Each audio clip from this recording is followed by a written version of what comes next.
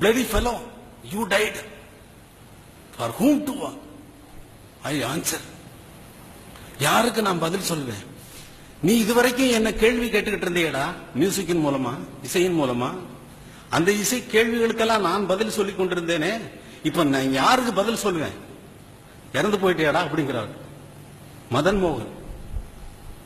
ரோஷன் இறந்து போனதுக்கு அப்படின்னா 2 கம்போசர்ஸ் பேசிக்கிட்டே இருந்திருக்காங்கன்னு அர்த்தம். மியூசிக் மூலமா சந்திக்கவே இல்லை,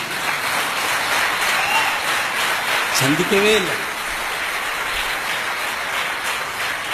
சந்திக்கணுமா? சந்திப்பு தேவையா? சப்தஸ்வரங்களுக்கு சந்திப்பு தேவையா? அண்ணா எம்எஸ்வி ஆதார சுருதி, ஆதார சுருதி, அதில் மேல் எழுந்த பஞ்சமம், அதற்கு மேல் சற்றமும்.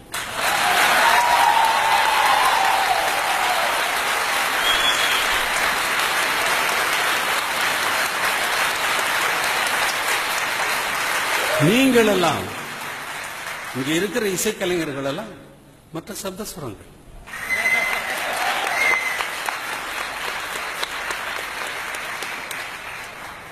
பன்னிரண்டு குரோமேட்டிக் நோட்ஸ் இருக்குது. ஹார்மோனியத்தில் பார்த்தீங்கன்னா, கீபோர்ட்ஸ்ல பார்த்தீங்கன்னா 12 குரோமேட்டிக் நோட்ஸ் இருக்குது. பாலமுரளி சார்ட்ட கேட்டீங்கன்னா 27 சுருதி இருக்குன்னு சொல்லுவார். 27 24 24ன்னு சம்பிரதாயமா சொல்லுவாங்க. ஆனா அண்ணா 27 சுருதியும் பாடி காட்டுவார்.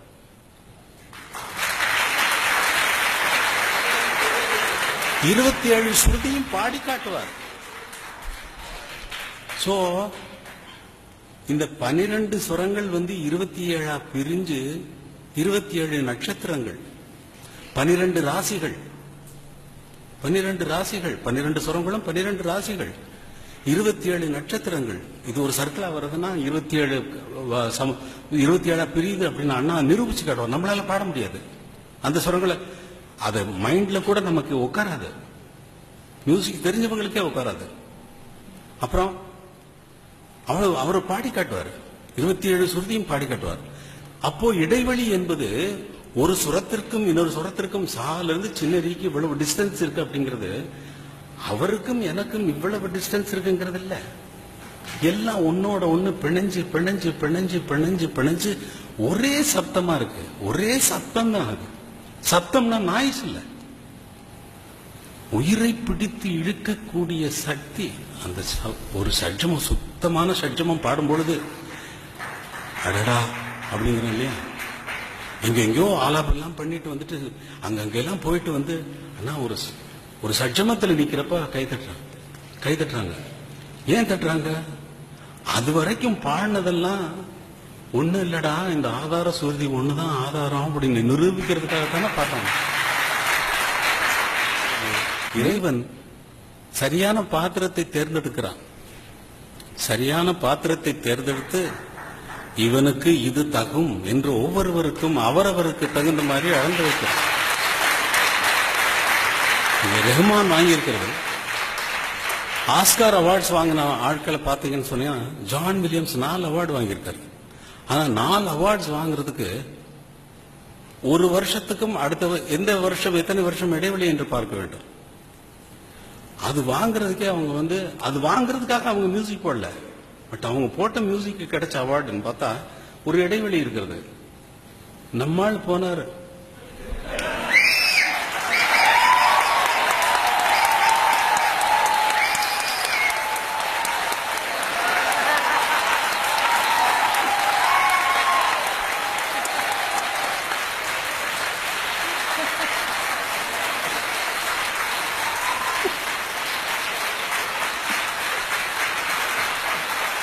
ஆஸ்காரா அவார்டா ஒண்ணா?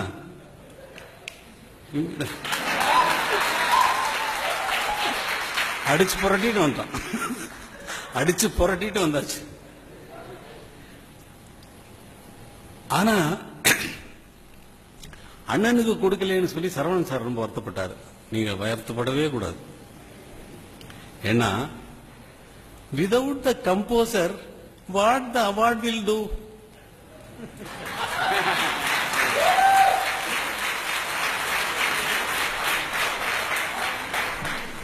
நாங்க ஒரு அகாடமி வச்சிருக்கேன். நாங்கள் வருஷம் வருஷம் அவார்டு கொடுக்க போகிறோம், இந்த மாதிரி ஒரு அவார்டு வச்சிருக்கதா வச்சிருக்கோம். யாருக்கு கொடுப்ப? ஒருத்தருமே இல்லைன்னு வச்சுக்கோ.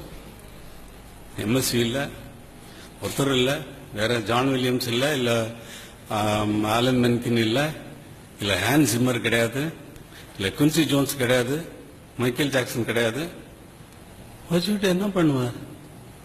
வச்சிருக்க வேண்டியதுதான், வச்சிருக்க வேண்டியதுதான்.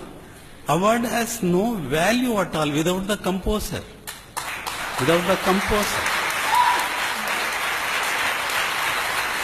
I respect all the composers of the great composers of the world, but not the award. But for this, for Indian film history, first time, நம்மால் இங்க இருந்து போய் 2 அவார்டு கையில பிடிச்சிட்டு கொண்டான்னு வாங்கிட்டு வந்தான் பாருங்க. அது கிரேட்.